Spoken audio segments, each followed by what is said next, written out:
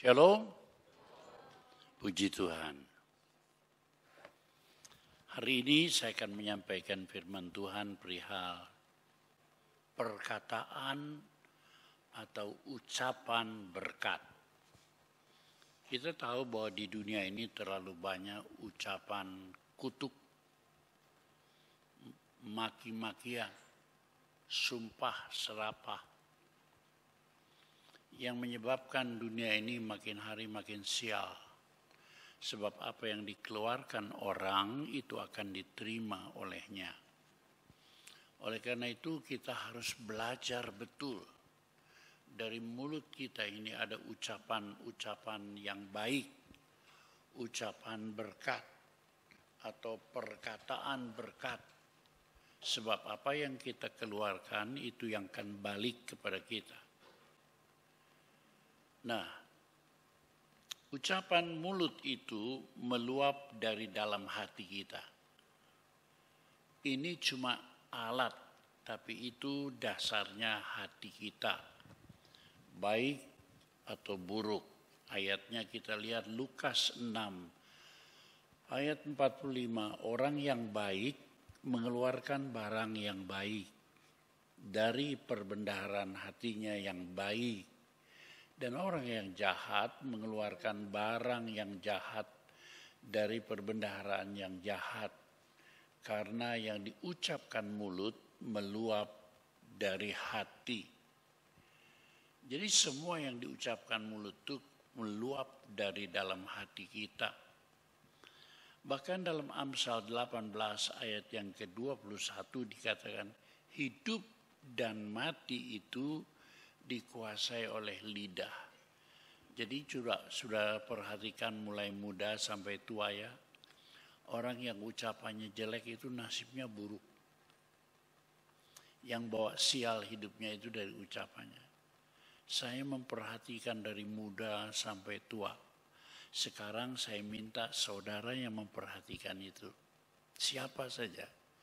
Orang-orang yang bernasib jelek itu karena ucapannya yang jelek. Ya. Karena itu kita harus sungguh-sungguh menjaga hati. Karena tadi asalnya ucapan itu dari dalam hati kita. Dalam Amsal 4 ayat 23 kita membaca ayat, jagalah hatimu dengan segala kewaspadaan, karena dari situlah terpancar kehidupan. Dalam bahasa Indonesia hati itu bisa disalahartikan. Seringkali kita bilang hati ayam, hati sapi, itu liver, bukan itu maksudnya. Tapi hati itu dalam bahasa Inggris heart, my heart. Heart itu jantung. Jadi kalau hati itu jantung hati. Nah itu. Jadi di sini artinya jagalah hati kita. Orang yang berkata-kata itu berasal dari paling dalam yaitu jantung hati kita ini. Makanya kalau orang suka berkata baik, itu jantungnya tenang. Ya, tapi kalau orang suka berkata buruk, itu jantungan kata orang Bandung. Pasti matinya karena sakit jantung atau ya banyak penyakit yang berhubungan dengan jantung. Sebab seringkali jantungan. Tapi saya katakan, your heart, hatimu atau jantungmu itu harus dijaga benar-benar. Saya dalam beberapa hari mengendalikan hati saya karena saya ada marah melihat sikap beberapa pendeta yang kurang baik. Tapi saya pikir saya lebih berdoa. Jadi 2 pendeta yang saya anggap kurang benar itu saya doain tadi malam, tadi pagi. Supaya Tuhan mengubahkan. Daripada kita membenci itu jadi salah. Karena ada rumus. Ya ini rumus. Saudara pegang rumus ini kalau saudara mau beruntung atau tidak beruntung pegang rumus ini. Ya. Kalau di dalam hati orang ada kasih, maka kalau ada kesalahan itu akan timbul pengampunan, didoakan. Dan kalau orang mengeluarkan pengampunan, maka berkat itu datang baik untuk kita maupun untuk orang yang kita ampuni. Dan karena itu di dalam pancaran hati kita atau orang itu terdapat getaran-getaran hidup. Dan kalau orang itu getaran hidupnya terus, itulah yang surga, ujung-ujungnya surga. Tapi lihat yang lain, benci. Nah ini banyak sekali orang menyimpan jengkel, benci, marah. Ini sebenarnya bukan untuk orang Kristen, bukan. Tapi saya lihat banyak sekali dalam orang Kristen agamawi, belum lahir baru, yang mengidap rasa benci ini. Benci, jengkel, marah, dendam, itu akan timbul pembalasan. Kalau tadi pengampunan, sekarang pembalasan. Kalau sudah pembalasan, dari mulut ini keluar sumpah serapah atau kata-kata kutuk. Kata-kata kutuk ini membawa arus kematian baik bagi orang maupun bagi kita. Dan kematian ini sudah sekalian ujung-ujungnya neraka. Coba ulangi lagi rumus itu. Kasih membawa pengampunan. Benci membawa pembalasan. Pengampunan membawa berkat. Pembalasan membawa kutuk. Pengampunan membawa berkat menuju hidup. Tapi kutuk menuju mati. Dan hidup itu akhir-akhirnya menuju surga. Tapi mati itu ujung-ujungnya neraka. Nah kita perhatikan sekarang ucapan Nuh.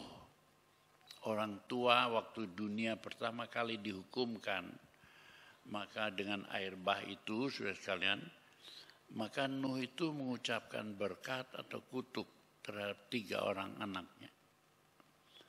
Yang pertama kita lihat dalam ayat itu ya, Kejadian 9 ayat 25 sampai 27 ucapannya. Berkatalah ia, terkutuklah Kanaan. Hendaklah ia menjadi hamba yang paling hina bagi saudara-saudaranya. Kanaan itu anaknya dari Ham. Ham itu pada waktu Nuh keluar dari bahtera, dia menanam anggur. Dan penemu anggur yang pertama, jangan pernah lupa. Itu namanya Nuh. Tapi dia tidak tahu bahwa anggur itu mengandung alkohol. Karena itu dia mabok. Dia saking senangnya menemukan anggur itu, dia menari-nari dengan bertelanjang. Lalu datanglah anak-anaknya melihat. Ternyata anaknya yang bernama Ham itu terbahak-bahak, ketawa geli melihat bapaknya bertelanjang menari-nari. Ya.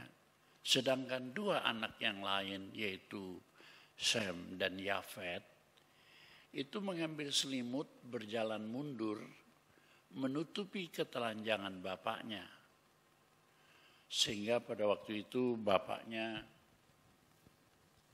melihat ketertawaan daripada Kanaan, daripada bapaknya Kanaan, Ham, dia menyampaikan kata-kata kutuk.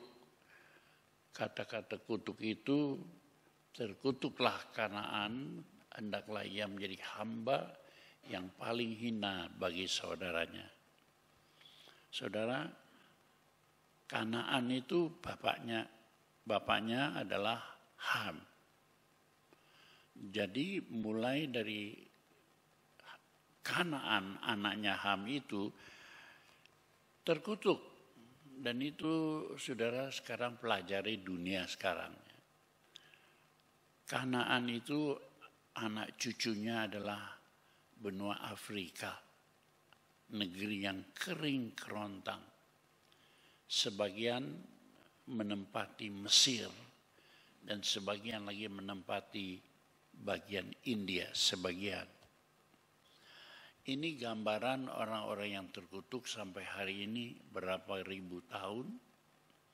Sampai hari ini sudah melihat orang-orang Afrika itu tanahnya kering, tandus, ya, sehingga mereka hidup kering sampai ini rambutnya, badannya kurus kering, ya, miskin, melarat sampai detik ini, kecuali mereka bertobat kepada Yesus Kristus. Enggak main-main loh perkataan kutuk itu. Nah, kemudian Sem itu dikatakannya ya dalam ayat berikutnya itu 9:25-26, terpujilah Tuhan Allah Sem, tetapi hendaklah Kanaan menjadi hamba baginya. Jadi Sem itu diberkati, terpujilah Allah. Tapi tetap si Kanaan itu menjadi lebih rendah. Budak. Sem itu sudah sekarang kebanyakan orang-orang yang menempati Asia. Diberkati. Ya. Tapi tetap Kanaan itu menjadi budak baginya. Sudah lihat sampai hari ini? Sudah lihat sampai hari ini? Terus Yafet. Yafet itu Allah meluaskan kiranya tempat kediaman Yafet. Hendaklah ia tinggal dalam kemah-kemah Sem. Jadi seorang sama orang Sem, orang-orang Asia. Yafet itu orang barat, Eropa. Pertama kali Tuhan mengatakan Allah meluaskan tempat kediamannya. Columbus berlayar menemukan benua Amerika. Captain Cook berlayar menemukan benua Australia. Hari ini sudah tahu Australia jadi negeri orang kulit putih. Amerika menjadi negeri orang kulit putih, meluaskan tempat kediamannya. Tapi Kanaan tetap jadi hamba baginya. Saya melihat ini dengan membaca ilmu pengetahuan dahsyat. Makanya kata-kata yang keluar dari mulut kita itu hidup atau mati. Terhadap orang lain juga menghantam diri sendiri. Karena itu Yakobus berkata orang yang sempurna itu adalah orang yang tidak bersalah dalam kata-katanya. Orang yang tidak bersalah dalam kata-katanya itu orang sempurna. Tapi siapa itu orang yang tidak bersalah dalam kata-katanya? Saya lihat lagi udah ucapan berkat daripada anak-anak Yakub. Abraham beranak Ishak, Ishak beranak Yakub. Yakub itu kemudian berubah nama menjadi Israel. Sebab Yakub itu arti katanya penipu dan sifatnya pembohong, bersama ibunya menipu Esau. Ya. Jadi Yakub itu memang licik, ya, penipu. Tapi kemudian dia bertemu dengan Tuhan, dia bertobat sehingga bergumul dengan Tuhan. Dan akhirnya dia dirubah namanya menjadi Israel. Jadi yang disebut Israel itu adalah Yakub. Abraham, Ishak, Yakub. Nah Yakub ini beranak 12. Jadi suku bangsa Israel. Dan sesudah itu sudah sekalian Yakub menjadi tua. Dan sudah Yakub menjadi tua, maka di dalam Kejadian 49 ayat 8 sampai 10 di situ disebutkan ucapan Yakub terhadap anak-anaknya, ya. Kejadian 49 ayat 8 sampai 10 itu berbunyi demikian.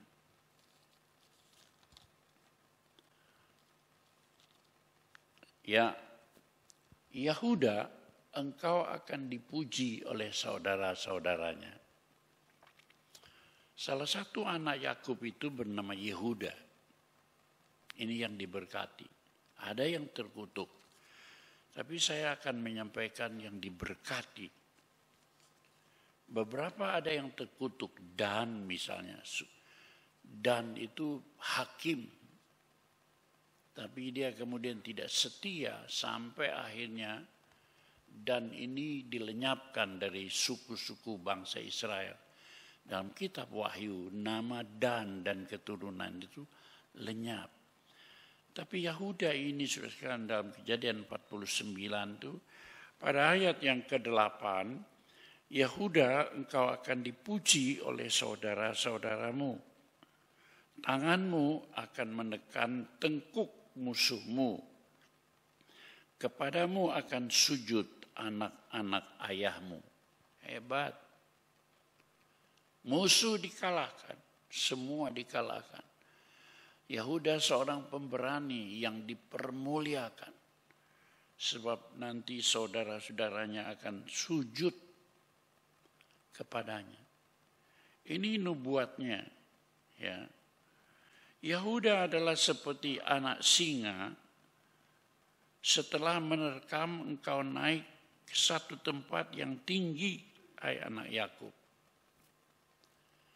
Jadi Yahuda ini satu keturunan yang diberkati oleh Tuhan. Sebab di situ dia mempunyai roh, spirit, pejuang yang tangguh. Itu bapaknya mengucapkan kata-kata gitu.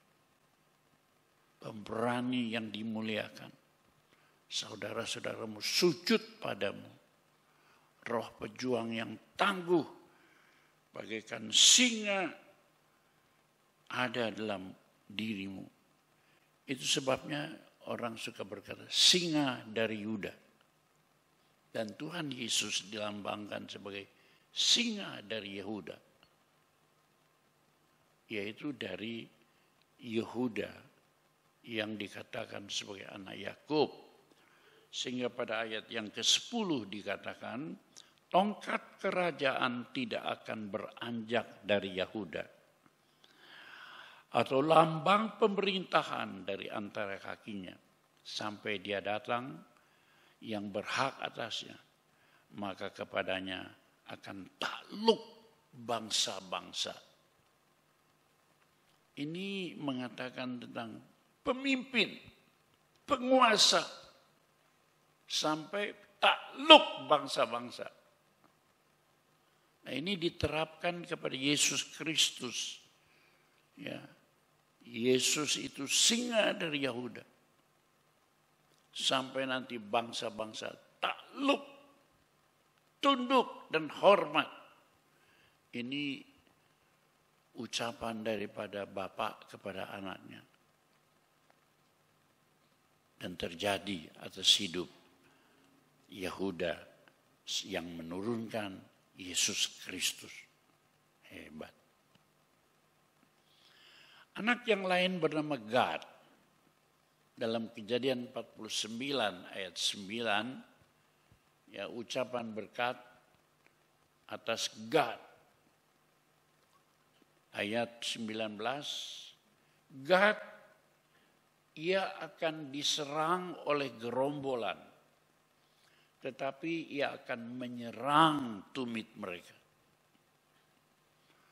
Mau menyerang tumit itu berarti musuhnya kabur.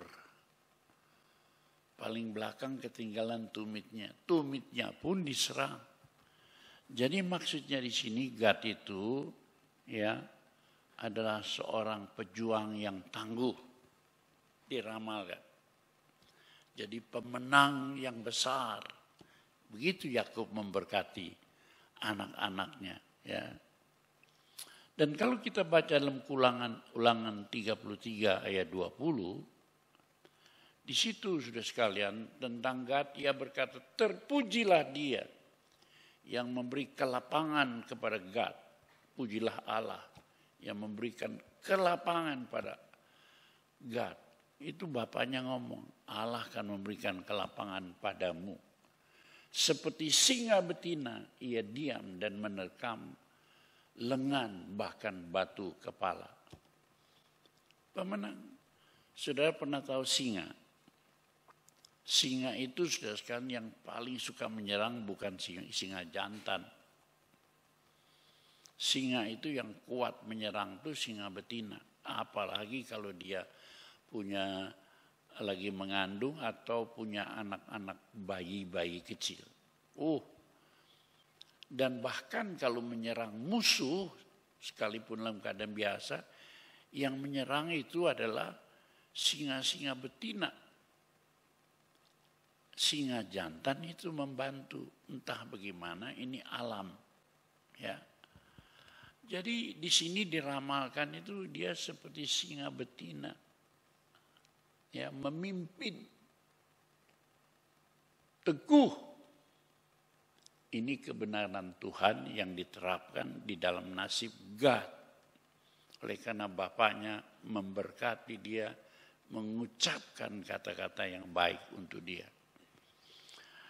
Dan kemudian kita melihat ucapannya atas Yusuf. Sudah tahu Yusuf, dari antara 12 saudaranya, ada 2 yang bungsu yaitu Yusuf dan Benyamin. Yusuf ini kemudian menjadi raja muda di Mesir. Ya. Yusuf ini pada mulanya dibuang oleh saudara-saudaranya karena Yusuf ini sangat dikasihi oleh bapaknya. Lukisan daripada orang yang beriman dikasihi oleh Allah surgawi. Tapi karena itu saudara-saudaranya cemburu, iri, dengki kepadanya. Karena itu dia dibuang, dimasukkan mula-mula seperti diterkam macan, bajunya, jubahnya dikasih darah dan diberitakan Yusuf sudah mati diterkam macan. Tapi kemudian mereka itu membuang Yusuf ke dalam sumur supaya mati. Karena iri dan dengki. Tapi ada satu saudaranya, ya, Yahuda, itu menyelamatkan dia, saudara sekalian. Jangan begitu. Itu kan saudara kita. Mari lebih baik kita jual dia, biarkan nasibnya bagaimana dia bisa hidup, dan dijual kepada pedagang Mesir. Dan itulah nasibnya akhirnya nanti jadi raja muda di Mesir. Ini yang namanya Yusuf, saudara sekalian. Ya. Kita baca ayat 22 di sana. Yusuf adalah seperti pohon buah-buahan yang muda. Ya. Pohon buah-buahan yang muda pada mata air. Jadi pohon itu subur sekali. Dahan-dahannya naik mengatasi tembok. Itu caranya mengucapkan berkat atas anaknya. Yang dimaksudkan di sini pohon buah-buahan yang di tepi mata air. Subur, sangat subur. Bahkan merambati tembok dahan-dahannya. Terus merambati tembok.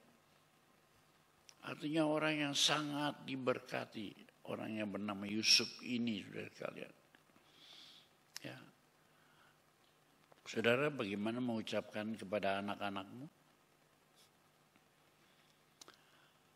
Lagi pula dia mempunyai karakter yang gagah perkasa karena Tuhan.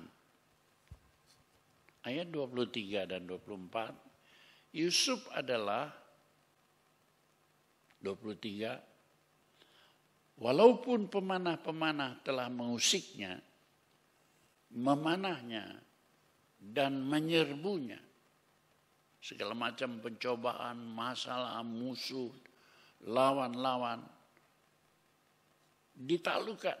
Ayat 24 dikatakan, namun panahnya tetap kokoh dan lengan tangannya tinggal liat, kuat oleh pertolongan yang maha kuat pelindung Yakub, oleh sebab gembalanya gunung batu Israel. Dia kuat, dia hebat, bukan karena manusiawi. Tapi dia menghormati Tuhan, sumber kekuatan sejati. Inilah yang dipakai oleh Yusuf sepanjang hidupnya. Sehingga dalam kitab Ulangan 33 disebutkan keturunannya akan mendapat yang terbaik. Terutama dan teristimewa. Aduh, saya mau anak cucumu mendapat yang terbaik. Terutama yang teristimewa. Ini yang saya kerjakan sepanjang hari umur hidupku. Sejak saya berusia 16 tahun masuk gereja, 17 tahun penuh Roh Kudus, sampai detik ini saya tidak mendidik anak supaya pintar cari duit. Orang-orang yang mendidik anak pintar cari duit, nomor satu, hendaklah bertobat. Nomor satu bukan itu. Nomor satu mengasihi Tuhan. Maka dengan sendirinya pintar cari duit. Tapi kalau kau mendidik anak supaya banyak duit, banyak berhasil di dunia, kau akan menyesal di hari tua. Tapi aku tidak menyesal, karena aku mendidik anak nomor satu memuliakan Tuhan, menempatkan Tuhan di tempat yang utama. Sehingga akhirnya Yusuf sejarah hidupnya dibuang ke Mesir, digoda oleh istri Potifar jenderal, masih ingat? Lalu kemudian Yusuf suci hatinya. Bayangkan digoda oleh nyonya bos, nyonya jenderal.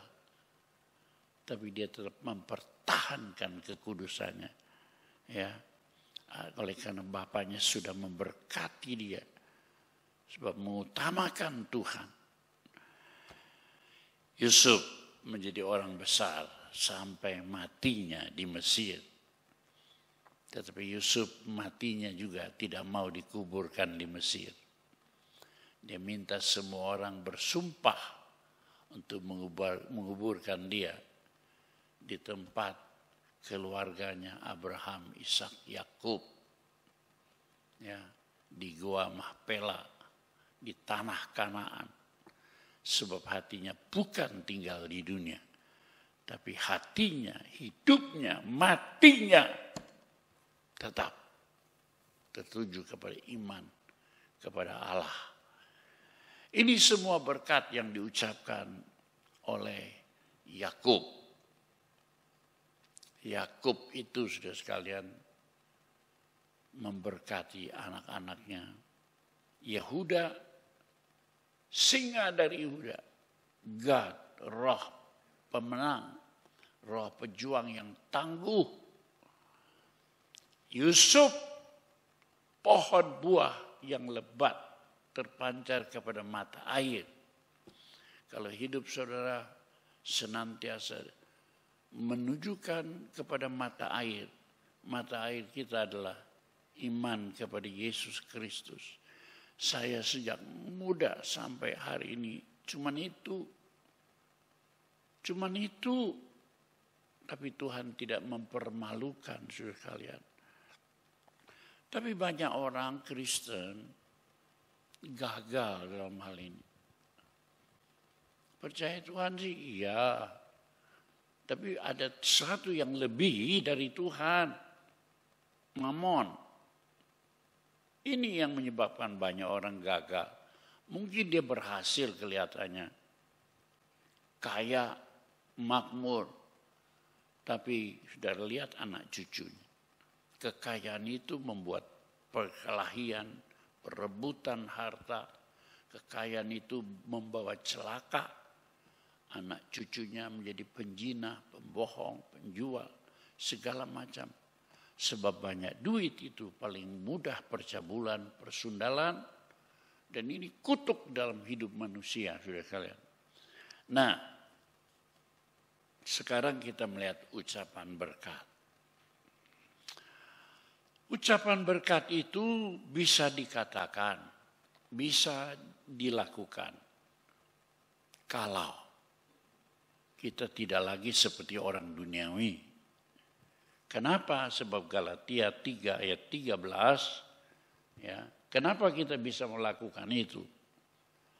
Kristus telah menebus kita dari kutuk hukum Taurat dengan jalan menjadi kutuk karena kita. Sebab ada tertulis, terkutuklah orang yang digantung pada kayu salib. Jadi ada seorang yang telah menebus kutuk kita. Itulah Tuhan Yesus Kristus, saudara sekalian. Kita dibebaskan dari kutuk-kutuk yang lama. Kita dikutuki siapa yang berbuat dosa pasti mati.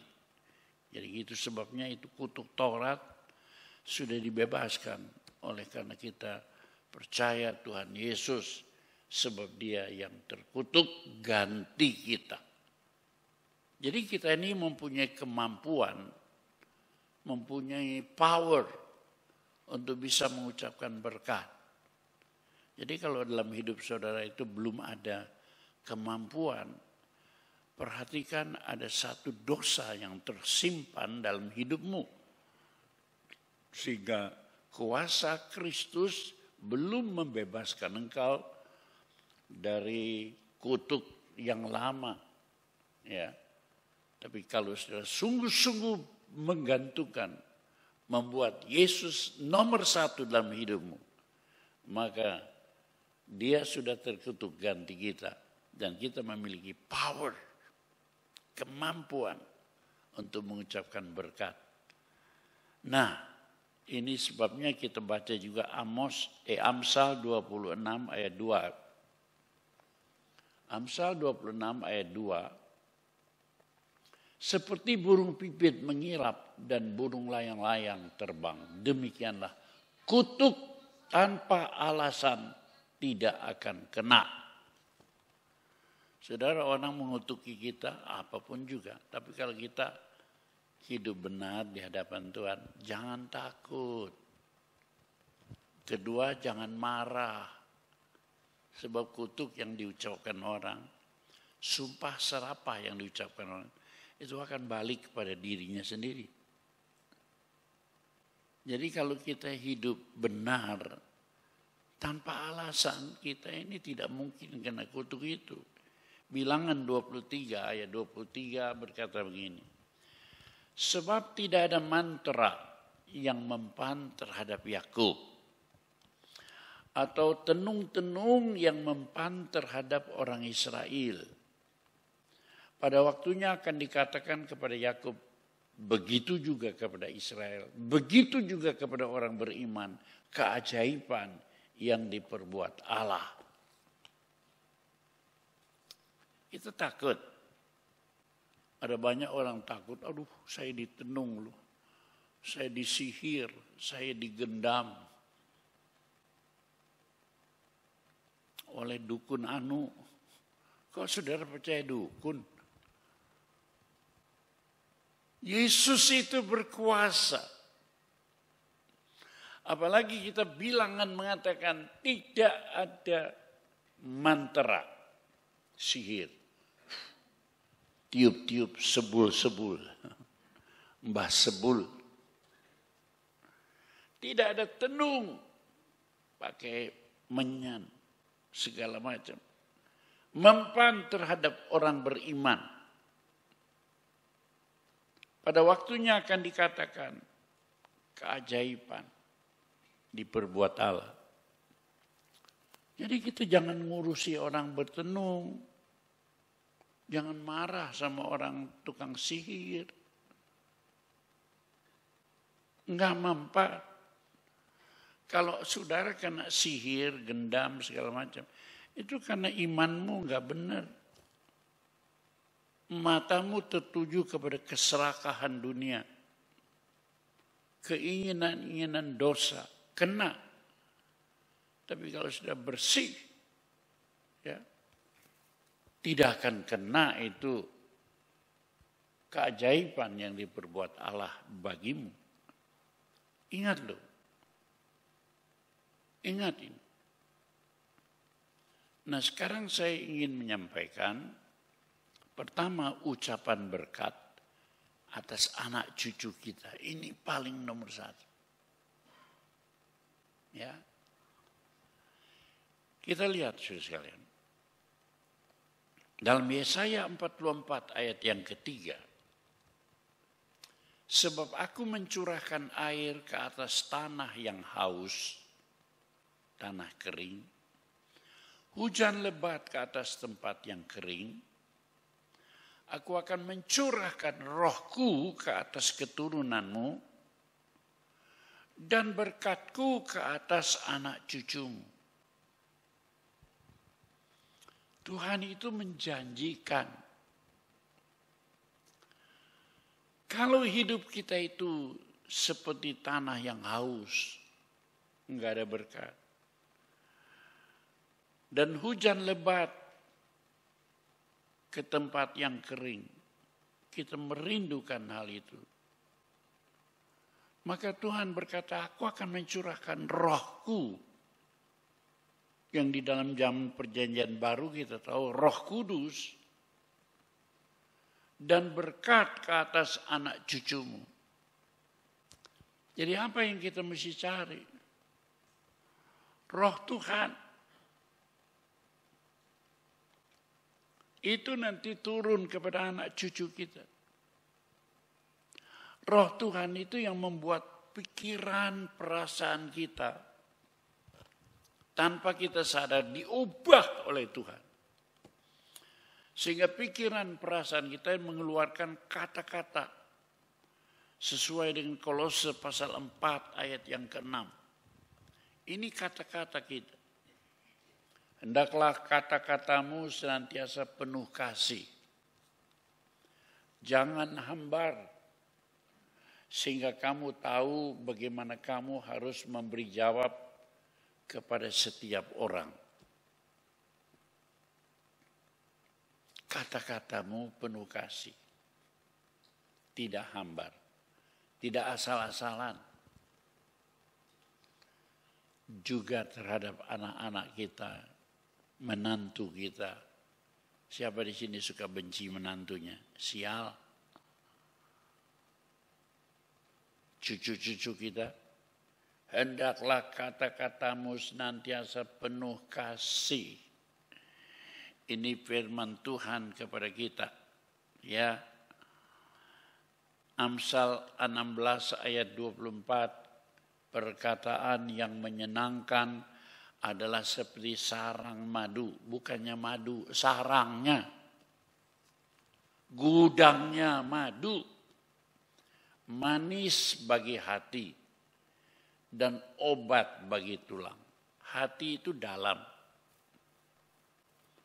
Tapi yang dalam sekali sumsum. Aduh. Siapa di sini pernah rematik? Nah itu rasain dari sumsum. Tapi kalau sudah biasa mendengar perkataan yang menyenangkan.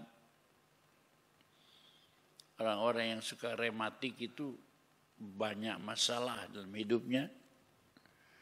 Tapi perkataan yang menyenangkan adalah seperti sarang madu, gudangnya madu, manis bagi hati, dan obat bagi tulang-tulang. Sampai ke dalam.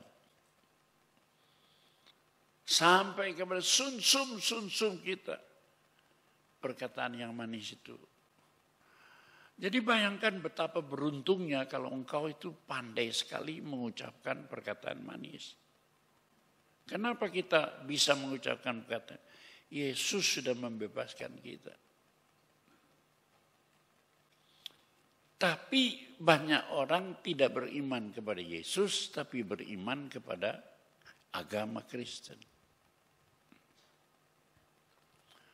Pun tidak beriman kepada Yesus dan berbakti dengan setia apapun yang terjadi.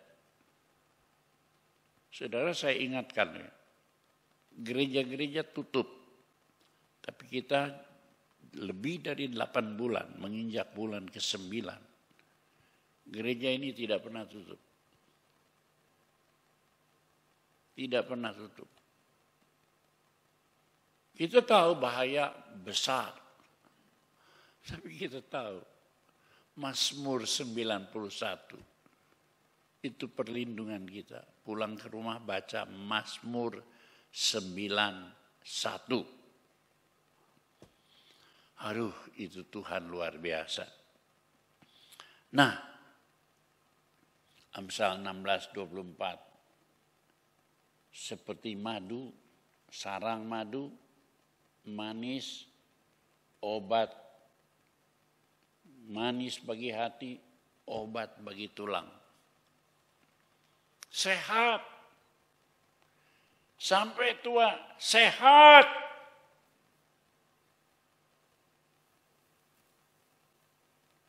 Aduh, luar biasa. Dalam keluarga kami ada, ya, bukan keluarga, ya, masih bukan anak cucu bapak saya, bukan. Ada saudara sekalian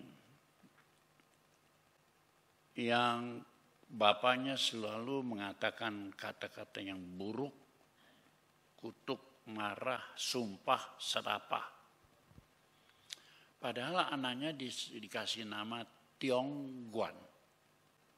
Tiong itu setia, Guan itu kepada negara.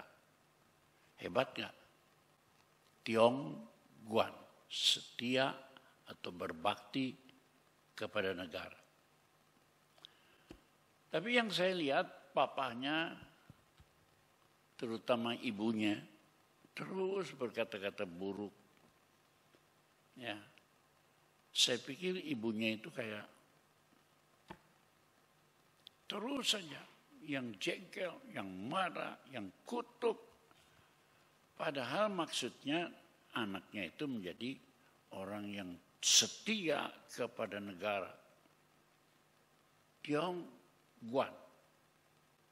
Ya. Tapi karena kutuk itu sudah kan, kasihan. Si Tiong Guan itu jadi orang yang sakit saraf, sakit jiwa. Disimpan di panti asuhan oleh keluarganya, sepupunya. Sampai akhirnya mati dalam keadaan gila. Ini kisah nyata dalam lingkungan yang saya tahu. Karena itu ucapan berkat atas anak cucu kita itu harus luar biasa. Bahkan ucapan berkat itu bukan waktu kita sudah hidup begini. Lagi di dalam kandungan, wah ucapan berkat itu. Suami-suami, kalau kau punya istri mengandung, oh kau punya iman betul, kau sendiri sudah dilepaskan oleh darah Yesus, maka kau akan dapat mengucapkan berkat. Itu anak masih roh, badannya masih kecil, bertumbuh pelan-pelan. Tapi roh itu tidak ada roh yang kecil, tidak ada roh yang besar. Kalau kau menyampaikan ucapan berkat kepadanya, maka roh itu mendengar. Sebab itu perlu kau ucapkan sejak dari dalam kandungan, kata Alkitab. Allah telah memilih kita. Jadi bukan kalau sudah besar.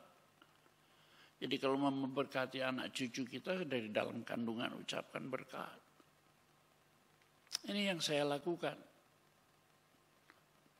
Terakhir saya memberkati kandungan Jovita, adiknya Jessica. Ya. Berapa kali saya jamah terus.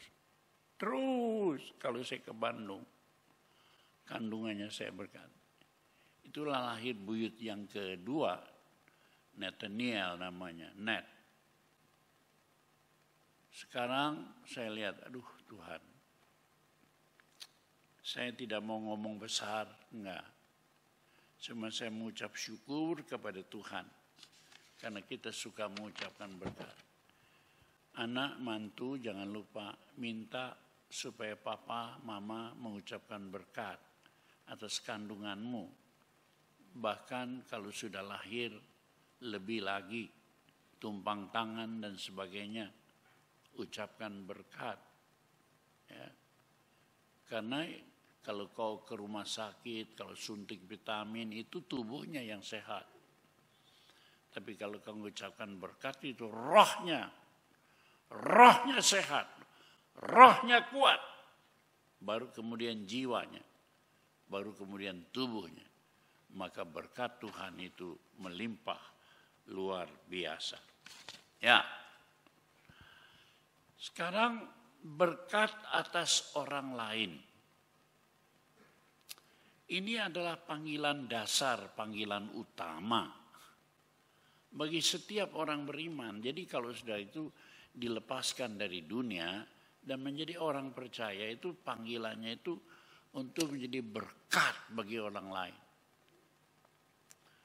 Kita baca Kejadian 12 ayat 1 sampai 3. Berfirmanlah Tuhan kepada Abraham. Ini manusia pertama yang dipanggil beriman. Manusia pertama ini berasal dari Irak. Berasal dari kota Ur.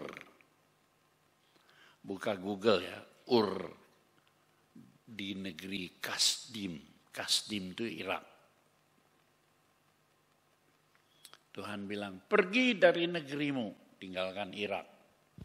Dari sanak saudaramu, dari rumah bapamu, ke negeri yang akan kutunjukkan kepadamu. Itu bukan cuma soal negeri, tapi menyangkut adat istiadat, menyangkut iman, tinggalkan semuanya.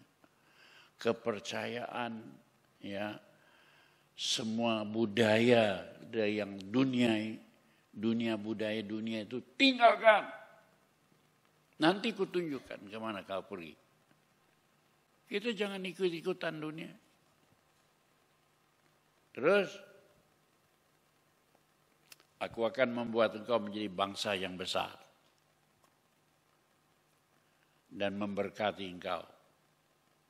Serta membuat namamu masyhur. Bukan main Tuhan. Jaminan dari Allah. Tapi tujuannya adalah, dan engkau akan menjadi berkat.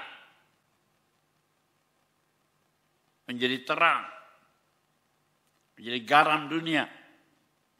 Mempengaruhi dunia dalam hal yang baik. Bukan niru-niru dunia. Bukan ngikuti dunia, TikTok dunia. Bukan. Kita mesti menjadi berkat. Ini tujuan akhir dari Allah kita, saudara sekalian. Ya, Tuhan itu mau memberkati kita.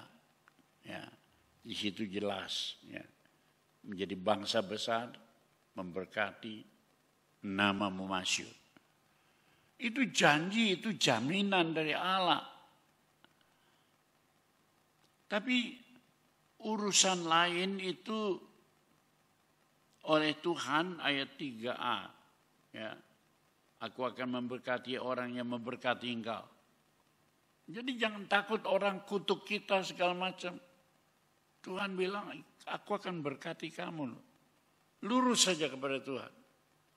Dia maki-maki, jangan balas. Orang yang dimaki-maki balas maki, sial. Saya ulangi, siapa yang balas maki dengan maki, sial. Benci dengan benci, sial. Itu urusan Tuhan. Nanti siapa yang memberkati engkau, aku berkati, kata Tuhan. Tapi siapa yang mengutuk engkau, aku akan kutuk dia juga. Tuhan yang bela kita. Nah, jadi saudara sekalian, biar kita ini sungguh-sungguh memberkati. Sebab dalam Mazmur 109 ayat yang ke-28 bagian A dikatakan, biarlah mereka mengutuki, engkau akan memberkati. Waduh. Nah, orang ngutuki urusan dia lah. Tapi Tuhan memberkati orang yang mengutuki. Lah kita juga dipanggil seperti itu. Orang ngutuki jangan diurus. Sakit hati kalau kita ngurusnya. Dalam nama Yesus. Aku memberkati. Setuju enggak? Saudara mau berubah nasibnya, anak cucunya diberkati semua. Begini cara. Ya. Engkau akan memberkati, biar mereka mengutuk. Luar biasa. Siapa saja yang mengutuk kita, engkau akan memberkati. Kalau Tuhan berbuat begitu, kita sebagai anak-anak Tuhan harus begitu. Ini cara hidup yang benar. Cara hidup sehingga anak cucumu perkasa di bumi. Bukan cari duit sebanyak-banyaknya. Ampun Gusti.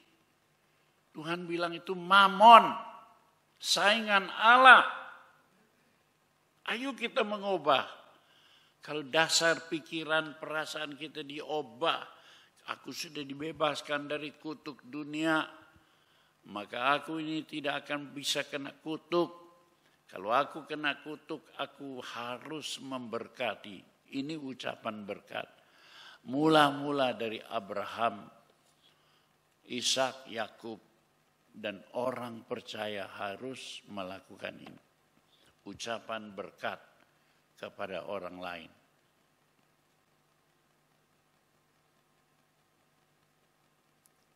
Sekarang kita lihat lagi. Ucapan berkat atas musuh-musuh kita. Waduh, luar biasa. Musuh kita juga harus diberkati. Tuhan Yesus berkata, supaya kita tidak membalas yang jahat dengan yang jahat. Tidak, melainkan ucapkan berkat.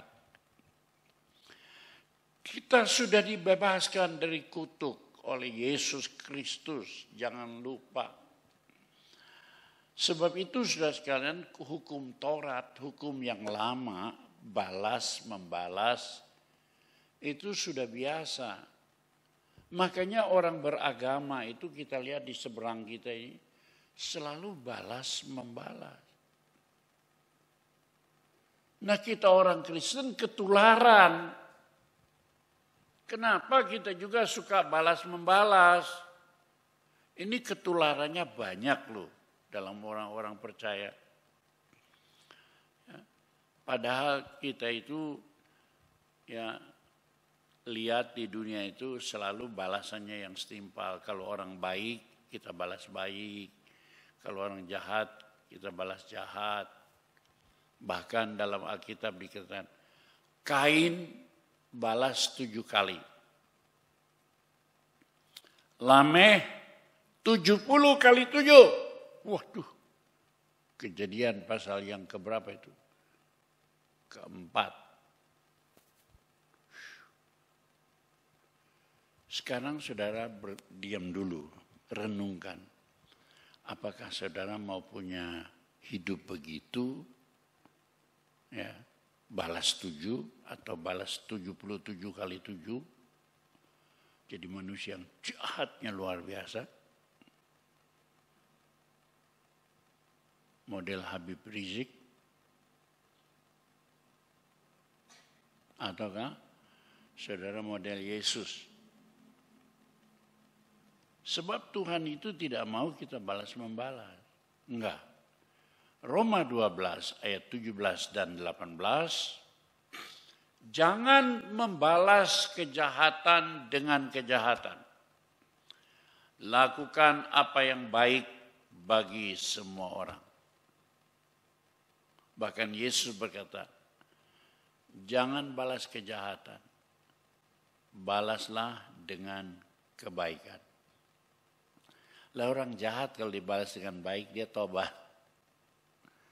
Tapi kalau orang jahat dibalas dengan jahat, dia geruduk lagi 7 kali lipat. Belum dia panggil 77 kali 7 kali lipat. Yang kena kan kita. Mau hidup damai di dunia? Mau hidup damai? Di sini ada Sumar, Dede, ada Dede. Hah? Mana? Berdiri dong, jangankan. Ya.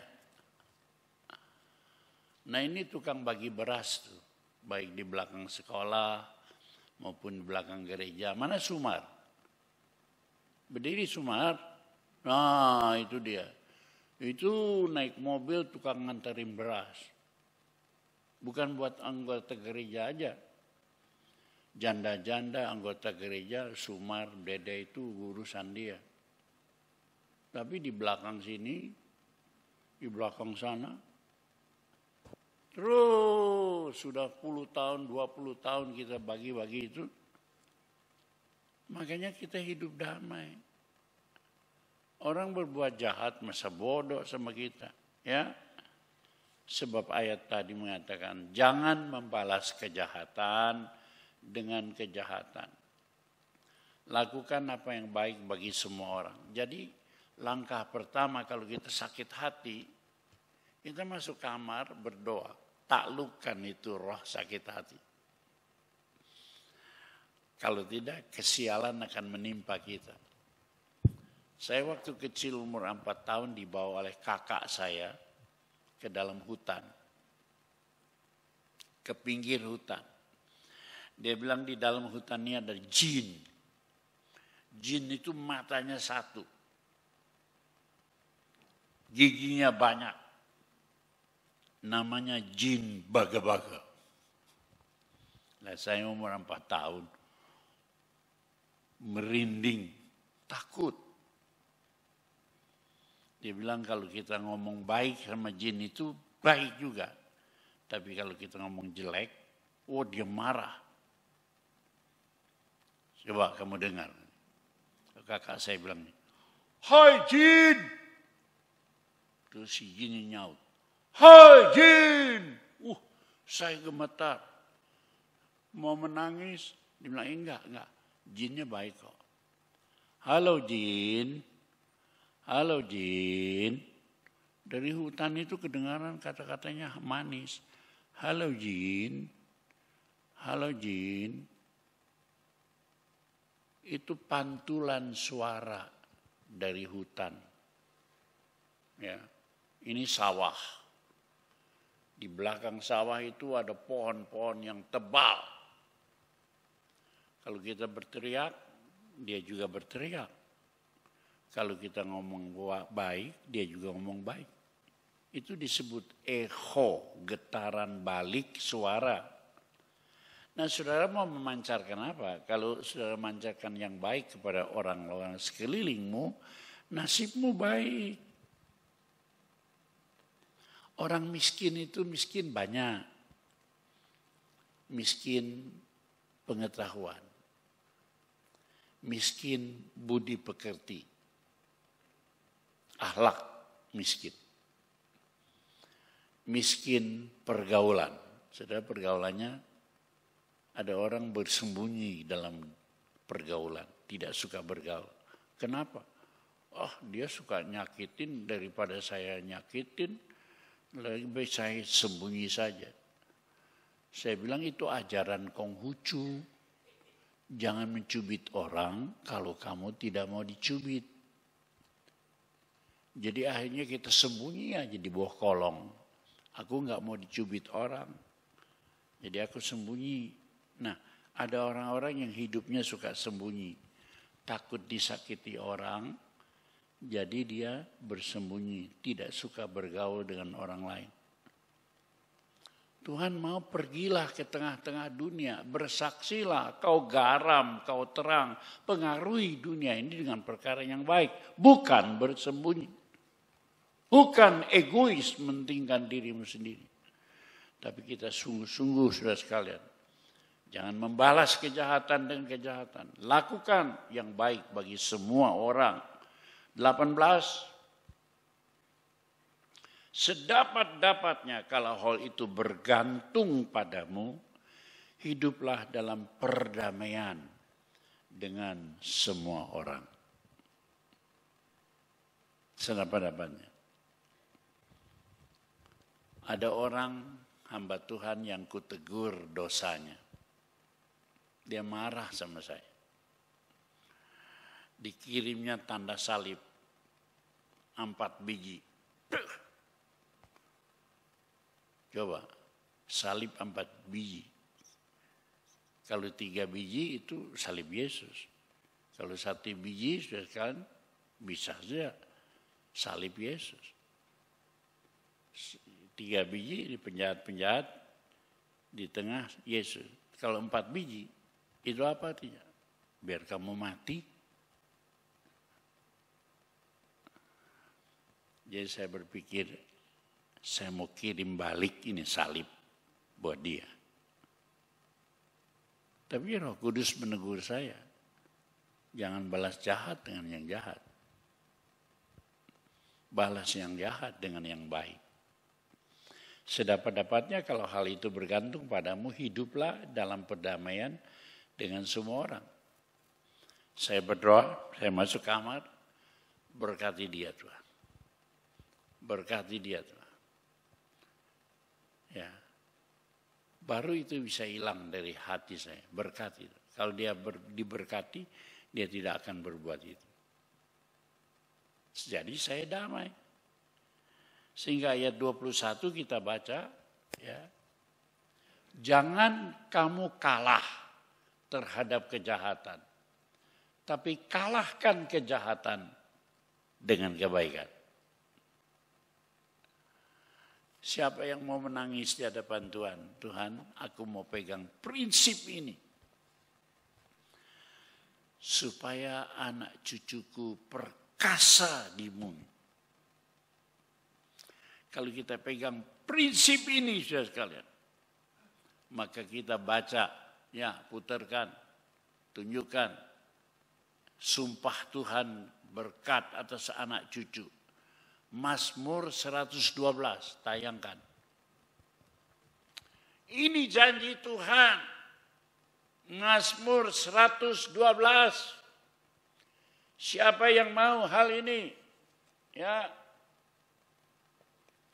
Maka saudara-saudara sungguh-sungguh hidup di dunia diberkati.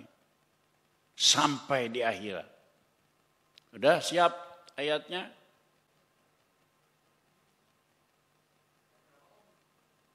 Ayat 1 mulai. Mazmur 100 selusin. Kalau saya bilang 112, Anda lupa. Jadi saya suka mengatakan 100 selusin, supaya seumur hidupmu engkau tidak pernah lupa. Ya. Bisa?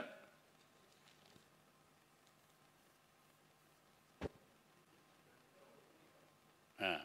Haleluya. Berbahagialah orang yang takut akan Tuhan. Sudah takut akan Tuhan? Amin. Yang sangat suka kepada segala firman-Nya. Suka baca Alkitab? Nah, ini dosanya orang Kristen. Enggak suka baca Alkitab. Tidak suka mentaati firman-Nya. Tapi ini janji berkat itu kepada orang yang takut akan Tuhan dan suka kepada segala perintah-perintahnya. Kalau Anda begitu, hitung berkatnya. Ya, 1. 2. Anak cucumu akan perkasa di bumi. Haleluya. Angkatan orang benar akan diberkati. Generasi ini bukan generasi yang ikut-ikutan dunia. Generasi orang benar ini akan diberkati. Terus Harta dan kekayaan itu bukan nomor 1, nomor 2, nomor 3. Kalau nomor 1, 2 sudah dijalani, nomor 3 pasti harta dan kekayaan ada dalam rumahnya. Siapa yang di sini menjadikan harta nomor 1? Bertobat dalam nama Yesus. Supaya saudara bisa menerima ini, jadikan dulu. Ucapkan dulu. Harta dan kekayaan ada dalam rumahnya.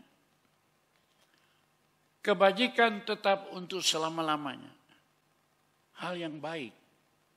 Apa artinya saudara punya harta?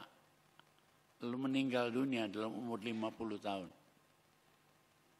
Enggak ada yang baik. Atau 40 tahun meninggal dunia. Harta, kekayaan ada dalam rumah tapi panjang umur. Sehat. Tidak pansui, tidak mati sebelah, tidak stroke.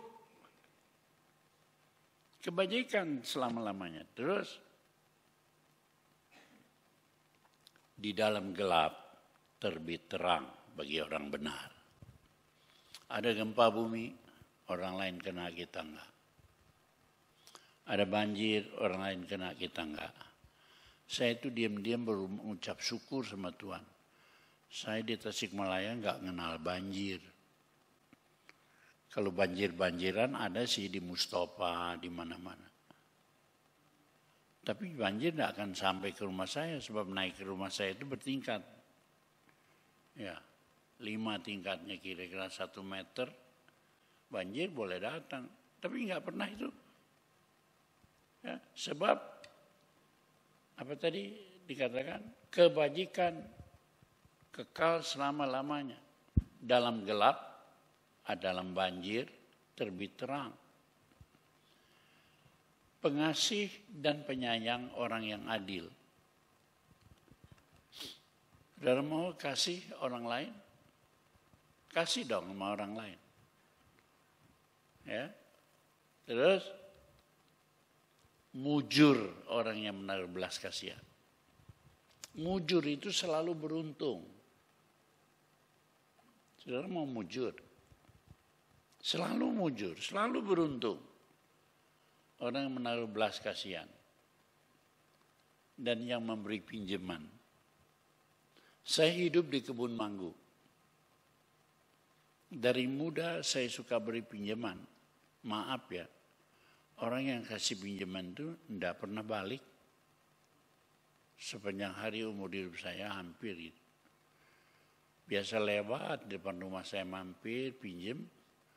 Kalau udah habis pinjam dia muter sebelah sana. Enggak pernah muncul lagi.